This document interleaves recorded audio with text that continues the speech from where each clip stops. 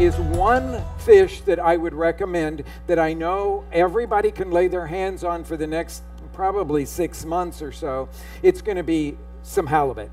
Okay, so then the next thing we got to do is we got to cure it in lime juice. Now, the lime juice is going to do exactly the same thing to the fish that cooking would do. It denatures the proteins. A little bit, we'll leave it kind of rarish in the middle. Hour or two, we'll really cook it all the way through. Now, I suggest that you do your juicing with a Mexican lime juicer because it crushes the lime. And in crushing the lime, you will release the beautiful oils on the skin. So you let this marinate for as long as you want. We let it sit for 20 minutes and take it out. Here I have one that has been marinated for quite some time, and it's going to show us that it has cooked almost all the way through. So it's what I'm seeing is a little bit of translucency in the middle, but test it just like that. I'm going to start by adding the onion to it.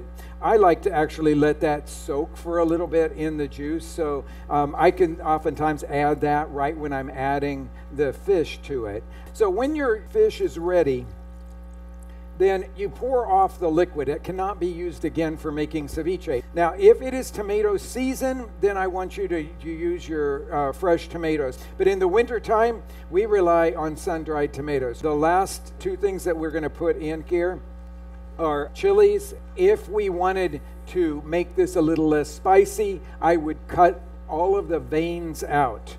The seeds are not hot. They only taste hot because they're embedded in the veins. The veins are the hot part. You just take your cilantro and then you slice crosswise, stems and all. You toss the leaves. Stems are kind of heavy here, so they'll all fall to the bottom. I have some green olives, and I just chop those green olives in a food processor with some of the green chili. So I'm going to add that in there. So I'll chop up a little bit of jicama to go in with that. And then here's the trick. You have to season it with salt. But for some people, after they eat a few spoonfuls of it, they're like, okay, I'm done. It's super acidic. Okay? So that's where the sugar comes in. We're not talking like teaspoons of sugar here. We're talking a little sprinkling. And it will just balance out the acidity. Or you can do what some of the cooks in Veracruz do. Soften it by sprinkling a little bit of olive oil over the top of it.